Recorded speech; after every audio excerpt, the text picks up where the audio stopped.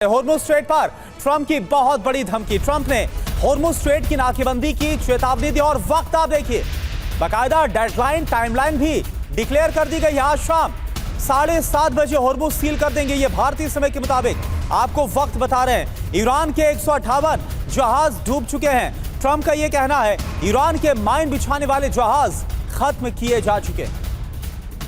तो सुना आपने, डोनाल्ड ट्रंप ये कह रहे हैं कि ईरान के जितने भी माइंस बिछाने वाले जहाज थे सब उन्होंने तबाह कर दिए हैं। आज शाम 7:30 बजे तक वो हॉर्मुज़ स्ट्रेट को ब्लॉक कर देंगे। ये बड़ा दावा उन्होंने कर दिया है। और डोनाल्ड ट्रंप कई बार जो आर्मी चीफ हैं अमेरिका के, उनसे भी ज्यादा बड़े बड़े दावे करते हैं। हॉर्मुज़ स्ट्रेट पर अमेरिकी सेंट्रल कमांड ने भी चेतावनी दी। हालांकि अमेरिका ने ईरान के बंदरगाहों की नाकेबंदी का ऐलान किया। आज शाम 7:30 बजे से ईरान के सभी बंदरगाहों पर नाकेबंदी कर देंगे। ईरान के पोर्ट आने जाने वाले शिप्स को अमेरिका रोकेगा।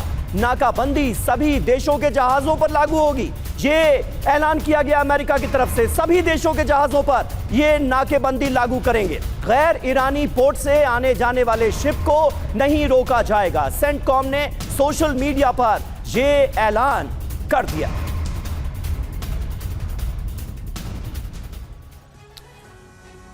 तो आप देखिए ट्रंप का नाकेबंदी का प्लान क्या है। हॉर्मुज़ पर झुकेगा ईरान, क्या करेगा अमेरिका, ये आप खबर देखिए। ईरान को टोल देकर गुजरने वाले जो जहाज हैं उनको रोकेगा, यानी टोल भले ही दे दे लेकिन अमेरिका गुजरने नहीं देगा।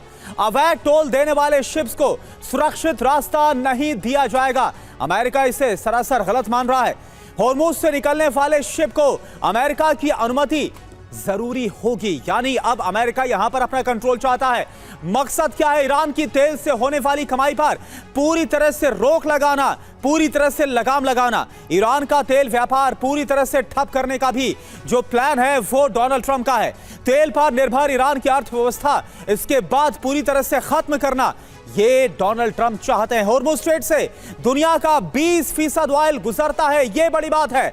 और आप समझिए हॉर्मुज़ स्ट्रेट का जो संकट है, इसके बाद से कैसे ही जो तेल की कीमतें हैं वो आसमान छू रही, आग लगी हुई है। Major general Ashwini Shrivastava sir, अभी कल ही तो वार्ता जो फेल हुई है, यानी कल तक तो यह कोशिश की जा रही थी कि किसी तरह से बात बन जाए, लेकिन अब जो डोनाल्ड ट्रंप कर रहे हैं और हॉर्मुज़ स्ट्रेट को अब वो ब्लॉक करने की तैयारी कर रहे हैं, तो इससे बात और कितनी ज्यादा बिगड़ सकती है? क्या असर आपको नजर आ रहे हैं?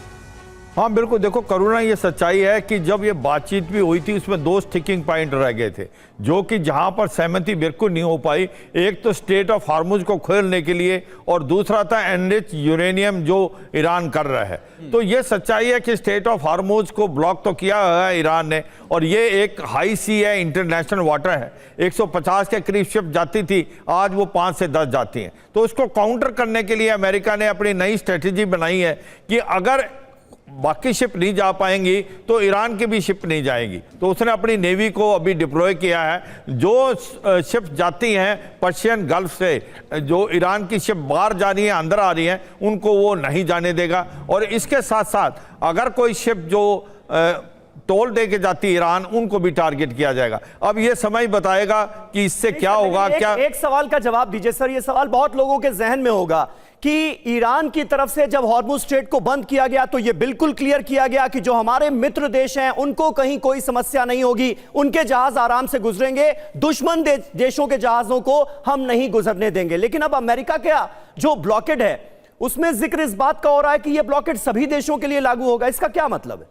हाँ बिल्कुल, देखो शमीन, ये बात भी ठीक है कि ईरान ने बोला तो था कि ये जो ब्लॉकेड है ये इजराइल और अमेरिका के जो शिप्स हैं या उनके साथी उनसे ही है। हाँ। मगर आप देखें कि 160 के करीब शिप जाती थी 28 फरवरी से पहले, और वो अभी 10 के करीब रह गई हैं। तो इसका मतलब दूसरों को भी इम्पैक्ट तो हुआ है। और ये भी सच्चाई है कि जो अमेरिका कर रहा है उससे तो फिर ये बात भड़केगी, क्योंकि अगर वो अपने नेवल ब्लॉकेड करेगा ईरानी शिप को तो कहीं ना कहीं एक प्रकार से कन्फ्रंटेशन होने के चांसेस हैं। और मुझे जहां तक लगता है अमेरिका इसको अवॉइड करेगा, क्योंकि उसको सीज फायर को एक्सटेंड कर सकता है। ठीक है, लेकिन अभी तो यहां पर तनाव बढ़ता हुआ नजर आ रहा है और ये क्लैरिटी बहुत जरूरी थी।